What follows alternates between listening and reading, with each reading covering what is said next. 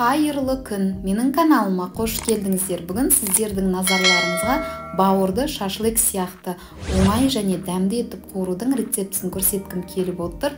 Видеоны соңына дейін қараңыздар, міндетті түрде дайындап көріңіздер.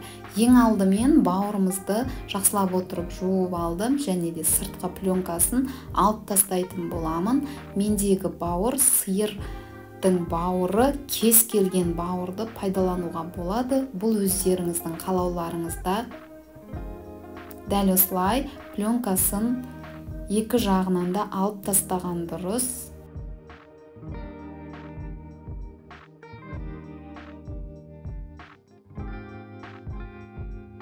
Дәл осылай алынған бауырымызды екі бөлікке бөлетін боламын.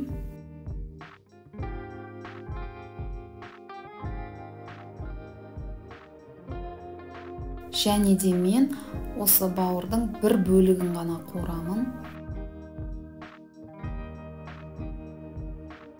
Жіңішке бөліктерге бөліп турап алатын боламын.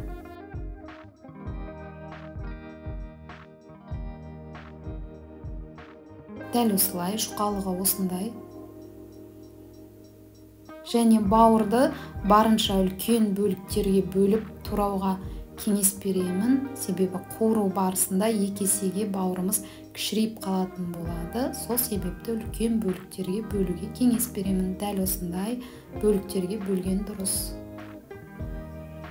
Келесі кезекте осы туралған бауырдың үстінен ас содасынан 2 ас қасық қосатын боламын. Және қолдың көмегімен осы ас содамызды жақсылап отырып бауырға араластырып алатын боламыз.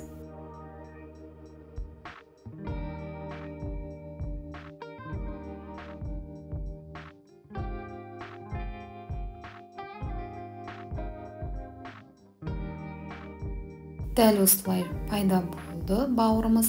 Осы бауырымызды салқын суда суымыз тазарғанша жуып алатын боламын.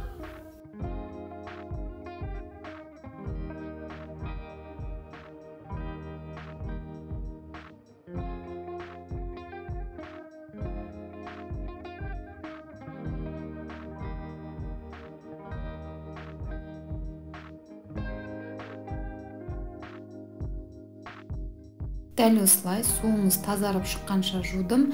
Мен 6 мәрте жуып алдым. Осы суымызды толыққанды төгіп тастайтын боламын.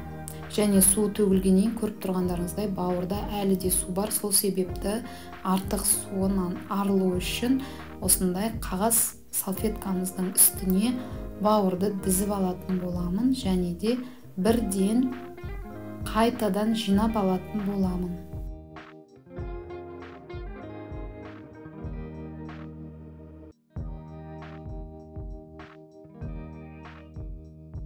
Дәл осылай қайта жинап алдым.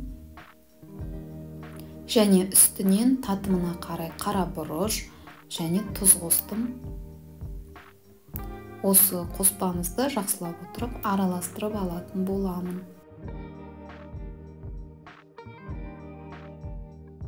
Дәл осылай араластырып алдық. Келесі кезекте табамызға немесе бауырды қуыратын ыдысымызға сұйық майымызды құйып қыздырып алатын боламыз.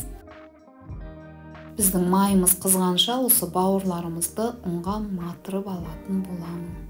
Дәл балықты қуырғандай осы бауырымызды ұнға матырып дайындап алатын боламыз. Қызып тұрған майға бауырларымызды салып шығатын боламын.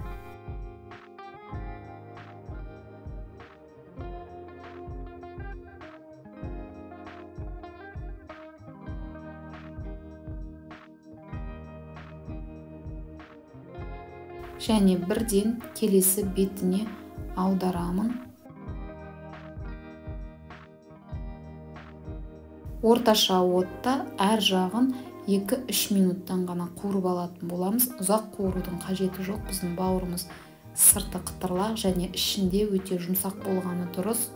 Сол себепті көп қуыруға кеңес бермеймін. Дәл осы реттілікпен қалған барлық бауырды қуырып алатын боламын. Келесі кезекте бетіне қоятын пиязын дайындаймын. Ол үшін бір пиязымызды дәл осылай домалақтап турап алатын боламын.